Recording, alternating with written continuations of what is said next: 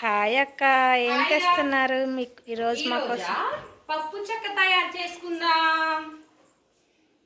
దీనికి ఓకే కావలసిన పల్లీలు. ఓకే, రండి రండి రండి రండి, దయచేయండి. కావాల్సినవి చూద్దామా. ఓకే. శనగిత్తనాలు వచ్చేసి కిలోన్నర ఉన్నాయి. ఉమ్, దానికి యాలుక్కాయ పౌడరు, కొంచెం వాటరు, నెయ్యి, బెల్లం వచ్చేసి కిలో వేసుకున్నాము. ఇంకో పావు కిలో కుందులో హాఫ్ వేసుకుందాము. ఇప్పుడు ఇది ఎలా ప్రిపేర్ చేద్దామో చూద్దాం.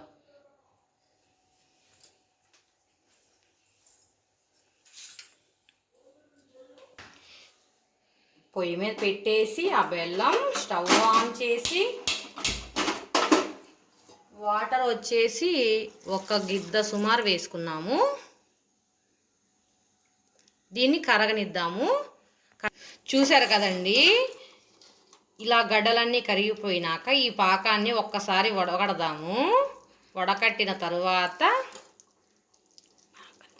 పాకం చూపిస్తా. ఇలా వడకట్టేద్దాం.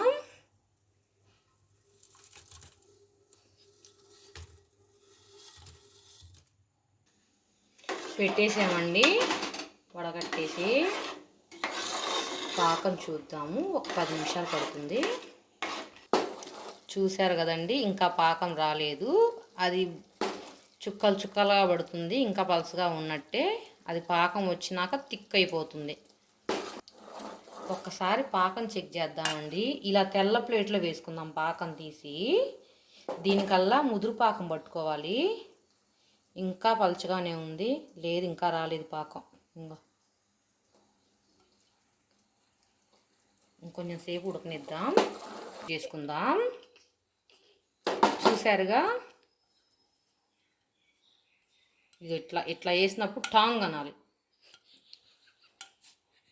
నెక్స్ట్ దానిలో 2 స్పూన్లు నెయ్యి, మన తగ్గబడికండి, మీ ఇష్టం. నెక్స్ట్ యాలక్కాయ పౌడర్ కూడా వేసి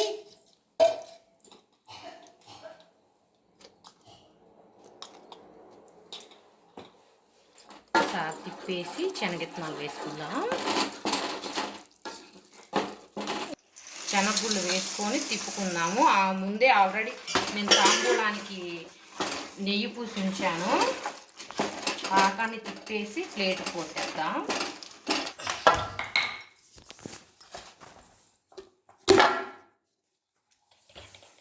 గరిటేది ఇట్లా వేసేసుకొని ఒక షేప్లో తీసుకుందాము.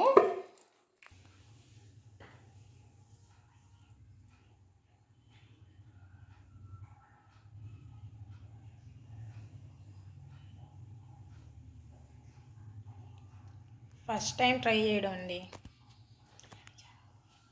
ఎక్క. కానీ చాలా బాగుంది, చాలా బాగుందండి. ఫస్ట్ టైం ట్రై చేసినా చాలా బాగుంది. ఇదిగోండి, పప్పు చెక్క రెడీ. టేస్ట్ చేద్దామా.